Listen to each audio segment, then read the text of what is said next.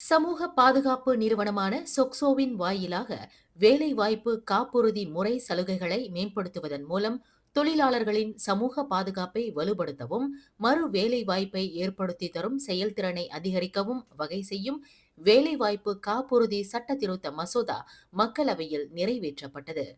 சட்ட திருத்த மசோதாவின் இரண்டாவது மற்றும் மூன்றாவது வாசிப்புக்காக மக்களவையில் தாக்கல் செய்த மனிதவள துணை அமைச்சர் டத்தோஸ்ரீ அப்துல் ரஹ்மான், சட்டம் 800வது பிரிவில் சீர்திருத்தங்கள் செய்வது மூலம் வேலை இழந்த சொக்சோ சந்தாதாரர்களுக்கு மிகவும் நிலையான வருமான ஆதரவு, சிறந்த பயிற்சி வாய்ப்புகள் மற்றும் மிகவும் பயனுள்ள மறு வேலைவாய்ப்பு திட்டங்களை வழங்குவதில் கவனம் செலுத்துகின்றன என்று விளக்கினார். இந்த நடவடிக்கையானது தற்போதைய வேலை சந்தையின் தேவைகளுக்கு ஏற்ப சீரான பணியாளர் இயக்கத்தையும் ஆதரிப்பதாக உள்ளது என்று துணை அமைச்சர் விளக்கினார்.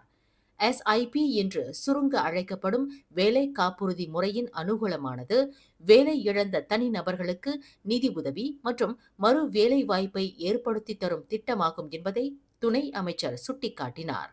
அவற்றின் முக்கிய அம்சங்களில் ஒன்று, தகுதியான விண்ணப்பதாரர்கள் வேலையை இழந்த பிறகு புதிய வேலையை தேடும் காலகட்டத்தில் குறிப்பிட்ட காலத்திற்கு மாதாந்திர நிதி உதவியை பெற வகை செய்கிறது. அவர்களின் முந்தைய சம்பளத்தில் வழங்கப்படும் 25 விழுக்காட்டு தொகை 50 விழுக்காடாக உயர்த்தப்பட்டுள்ளது. மேலும் அவர்களுக்கு வேலைவாய்ப்பு திறன் பயிற்சி திட்டத்திற்கு நாள் ஒன்றுக்கு 30 ரிங்கிட் வழங்கப்படுகிறது. பயிற்சி கட்டணம் 7000 ரிங்கிட்டாக அதிகரிக்கப்பட்டுள்ளது. தவிர போக்குவரத்து அலாவன்ஸ் தொகை, வசிப்பிடத்தில் இருந்து 100 கிலோமீட்டருக்கும் கூடுதலான தூரத்தில் புதிய வேலை வாய்ப்பை ஏற்றுக்கொள்ளும் சந்தாதாரர்களுக்கு ஒருமுறை 1000 ரிங்கிட் வழங்கப்படும்.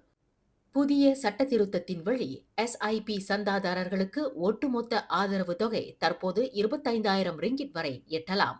தவிர வேலை பொருத்தம், தொழில் ஆலோசனை, மறுபயிற்சி மற்றும் தொழிலாளர் சந்தை தரவுகளின் விரிவான பயன்பாடு உள்ளிட்ட சொக்சோவின் செயல்பாடு வலுப்படுத்தப்பட்டிருப்பதை இந்த சட்டத்திருத்தம் உறுதி செய்கிறது என்று டத்தோஸ்ரீ அப்துல் ரஹ்மான் சுட்டிக்காட்டினார். மேலும் செய்திகளை தெரிந்து கொள்ள கீழே இருக்கும் பெல் பட்டனை அழுத்துங்கள். உங்கள் மகிழ்ச்சியை வெளிப்படுத்த லைக் மற்றும் ஷேர் செய்யுங்கள்.